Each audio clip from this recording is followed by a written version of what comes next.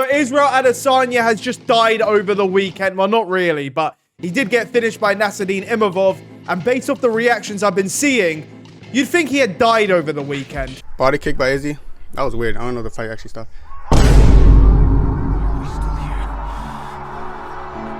Just to suffer. What was that stoppage? Oh my God, bro. What was that stoppage? Now, don't get me wrong, Adesanya is a legend, of course. You know, suspicious breast aside, at least, and done a lot for the sport. So it's always sad to see a legend lose like this. But if you've seen any of my previous Adesanya masterpieces, such as Alex Pereira saved us from Israel Adesanya and Dricus du Plessis saved us from Israel Adesanya, then you'll probably already know I'm not exactly the biggest Adesanya fan out there. Although it's pretty hard to be the biggest Adesanya fan out there when Kenny Okoye exists. But even for someone like myself, even I felt bad for Adesanya after this one, you know, for like maybe an hour until I started to remember the times when he humped Costa after beating him. The random booby grew on his chest. Wouldn't give the actual answers to explain it and would compare it to Chadwick Boseman's cancer situation. Wouldn't it be funny if I died in like 5 months and then it was cancer? No. And Chadwick was, you know, a guy who, rest in peace, was going through a lot and everything was hush hush, and then people were making fun of him for looking skinny. And then when he died, oh no, he was such a hero, and these clowns were still talking about it when he was, you know, going through what he was going through. So I don't know what this is, but yeah, you know what, Ariel, with the performance like I had, I would think I was on steroids too. Then you got all the cringe trash talking build-ups to some of the most boring fights we've ever seen. The race baiting, dog touching, dog mouth feeding, telling Strickland talking about his dog is off limits. He looks at me, he's like, I would never make fun of your family. I'm like, dude, like, Izzy, It's like, a dog. Like, Izzy, I don't know your family, bro. I don't know if you have siblings. I don't even know about you. This is after the fight. He starts pointing at his neck. He's like, my dog, man, my dog. That being the same Adesanya that mocked his opponent's kids, joking about 9/11. I'll touch him enough times. And eventually he'll crumble like the Twin Towers. The Hitler shit. And said he'd rape Kevin Holland. Desperately trying to tell everyone about his life story and convince everybody how poor he used to be, even though he grew up with servants, and told everyone he grew up on the nice side of Nigeria. That's like the contrast of Nigeria, man. You have dirt poor, and you have well-off, like Lamborghinis, like people living nicely. Those were all I the grew up guys on this side. How the favelas can relate to him and his story over Pereira. I love my Brazilian fans. Even when I was out there, they love me. The favelas love me. They can relate to me. They understand what I've been through. Crying when du Plessis makes a simple joke about Adesanya's servants, to then cry and say how, you don't know my story. On Tuesday, I'm going back to Nigeria. I think Friday, I'm going to South Africa. Are you taking the servants with you when you're going back? You don't know my fucking story. Don't fucking speak of my story if you don't know my story. Yeah, I didn't even know how to bathe for myself till I was about 8 or 7 or something, because we had housemates, you know, cooking for us, bathing us. And it wasn't until like, I think maybe 8 years old, I realized this wasn't like every kid that had that. Meanwhile, shitting on du Plessis and anybody else's life story without a care in the world. It's like his family's full of incest. Did I bring that up? No. Google it. He said something about my servants, and that's rich coming from someone who owned slaves back in the day. I didn't love some of the things that were being said by him and his team. And so I had... What did it say? You know, we'll find out who the real African is and all that stuff. Okay, I'll say this again. I never questioned his ethnicity. Who the fuck is this cracker to tell me who the fuck I am? I never said he's not African. As a product of colonization. You ever heard of Ancestry in Me? Yeah, well, I saw the video with your brother, and, you know, you were calling him some names too. Fucking cracker. And then people are cracker. like, yeah, which... And what? Listen, I'm not going to get into all of that. To bring color into it, for me, is the most ridiculous thing ever. And the worst of them all, he beat Alex Pereira. And then went on to mock his 10-year-old son after crying, watching his dad get knocked out. We all have our own code, and we'll all do whatever we have to do to win. Some people do anything to win, even if it's fabricating lies, if it's taking things out of context, if it's actually going after loved ones, anything to get the win. Some people take steroids to win, but some people have a code. And when it comes to building a fight or whatever, I have a code as well where I don't stoop to certain levels. So bottom line is, dude, I think we gotta need some help, man. But hey, that's the type of stuff that's cool to Adesanya fans, I suppose. But then, yeah, I looked for his kid, and I pointed at him, and I saw him, and I was like, hey, just to remind him. He's crying while he does this. Okay, now he's like, he's crying because he's like, my dad's dead. He just and his murderer fucking points at him and makes fun of him. I'm on the fence now. Yeah, so a bit of a weird fan base. Unless you're a Nigerian fan, then I get it.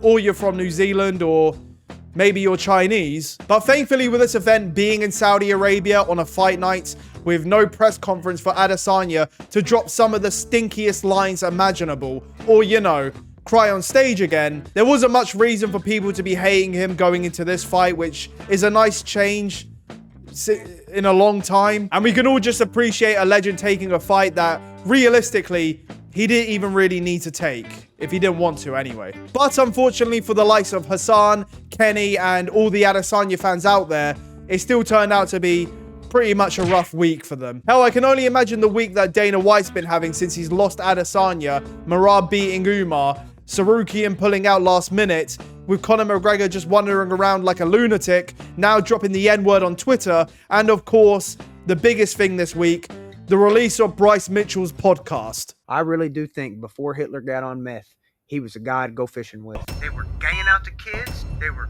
queering out the women, they were queering out the dudes. So yeah, for all the Adesanya fans, it's been a rough couple years now, with one win in his last 5 fights, 3 of them being finished, and I guess at this point, Pereira's son probably having the last laugh, I'd imagine. I've been seeing people calling this finish the reverse Pereira, which is insane, especially if that's actually what Adesanya was going for. Like the time he pointed to the floor in the Duplessis fight, thinking he was in a Max Holloway edit, and now pushing off Mark Goddard after getting eye-poked, thinking he was about to pull off the Pereira 300. Only to find out that, I guess, life doesn't really just work out like it's a TikTok edit. And he doesn't need to be doing all this extra shit for edits. There's countless Adesanya edits to be made. And hell, I bet I could even make an Adesanya edit without using any of his footage. Watch this.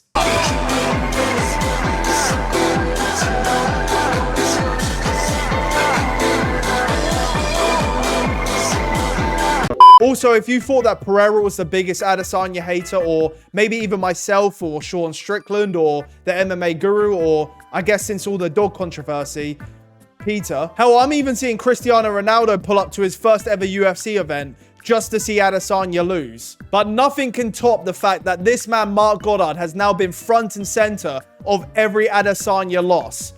That is some next level hating. And that's coming from me. Even Pereira hasn't beaten Adesanya that many times. Even I haven't made that many videos on Adesanya. I mean, I'm not actually sure. I don't think I have anyway. And I don't know if Adesanya just so happened to sell his soul to the devil and sacrifice the last bit of his career just to get a win over Pereira. Granted, he did tell us all that he did manifest all of this. Because to go from probably his best win against Alex Pereira, knocking him out, to then getting dropped and his ass beat by Sean Strickland, who can't even drop Sneeko of all people, to then getting submitted by Duplessis and now knocked out by Imavov, it's quite the turn of events. It really makes you question just how bad is Alex Pereira actually. No, I'm joking, but it does make me question, was this the biggest fluke or AI generated all along?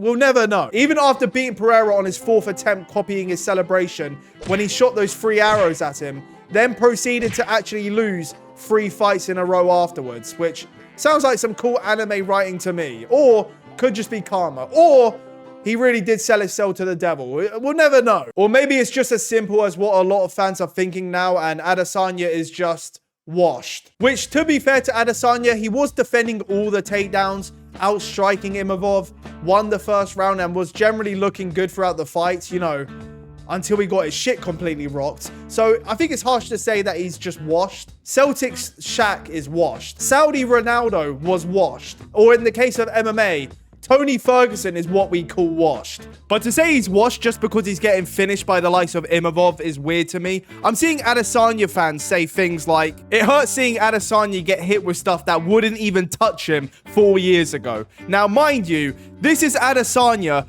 after fighting Kelvin Gastelum. Or the fact he's done the exact same stance, switching up close, trying to lean away with his chin in the air, getting caught. Only difference this time is Imavov quickly picking his nose before landing that right hand. But the craziest part about this fight for me is that haters and fans of Adesanya alike are finally coming to terms and agreeing on something.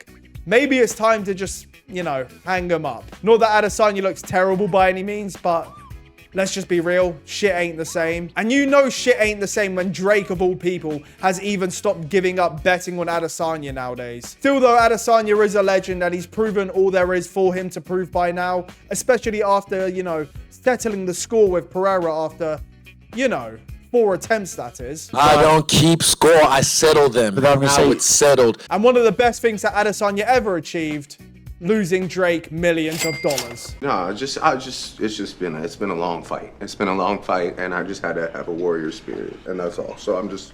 But for real, I really do not know where he can go from here. All I do know is I'm pretty confident in Adesanya being the type of guy to not want to end his career on a 3-loss streak and so down bad on a Lucas Tracy or a tier list video. You know, granted, the dog stuff has done irreversible damage to his aura, but still, I'm sure he's going to want to go out on a win at least, and he's more than capable of still winning fights. Especially if GFL are willing to spend big. I just don't see the point in fighting these young and hungry contenders anymore. Now, I understand that Adesanya for the past few years has acted like a teenager, but he is pushing 40 with millions in the bank. And I'm sure he has plenty of businesses and opportunities outside of fighting. And he even has a great YouTube channel for himself, which I remember clearly because he was very specific about it when shitting on a bunch of media members about it. But just remember this, I can do your job.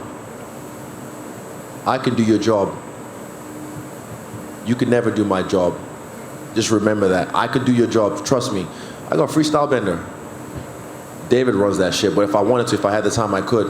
I'm glad I have my own network, but just be mindful because I can do your job and you can't do mine. Just remember that. Thank you.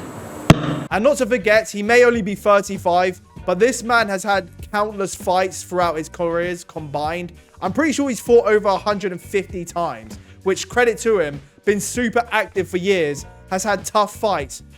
I mean, we joke about it. He's fought Alex Pereira 4 times and obviously got, you know, hurt quite a lot. You've even got John Jones, a couple years older than him, that's been complaining for the last couple years that he has to fight somebody a few years younger than him while he holds up a division for years to have some bullshit senior citizen fights. To be fair though, I shouldn't lie, John Jones is more than willing to fight people younger than him, just when it so happens to be of the opposite gender in a hotel room with his family front row and center watching. Meanwhile, we got Adesanya taking on serious contenders when he doesn't even have to. We should have known this man was at peace with fighting when him and Robert Whittaker became best friends like a few days ago. Man, it's actually sad if Adesanya hadn't been doing such weird shit for the last few years. He'd be cool as fuck, to be honest. Like, comparing him to Jones. God, I hate Jones. Though as far as next potential opponents go, someone like MVP could have been fun. You know, if they weren't already friends that won't fight each other while they're doing anime shit and Dragon Ball fusion dances together and whatnot. Maybe it's time to actually put Adesanya up against Kevin Holland since, you know, they had that little back and forth that one time years ago and, you know, Adesanya just so happened to say he'd him. And with Kevin Holland nowadays publicly just saying he doesn't even care about his fights, I'm sure he'd be more than down to do it. Even the great mind of Marvin Vettori has been giving up some suggestions on how to get Adesanya into the win column again. Only chance for Adesanya to win is to fight me. Well, at least he's self-aware. Marvin, have you been tested for autism? No, but for sure I am. Well, at least he's really self-aware. Fuck!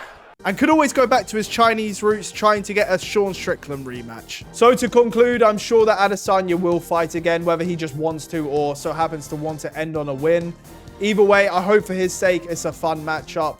And even as someone that, let's just be honest, has been an Adesanya hater for years, even someone like myself, I hope he can get a win. Would be nice to see, unless, of course, we see him showing up with a breast and humping people again.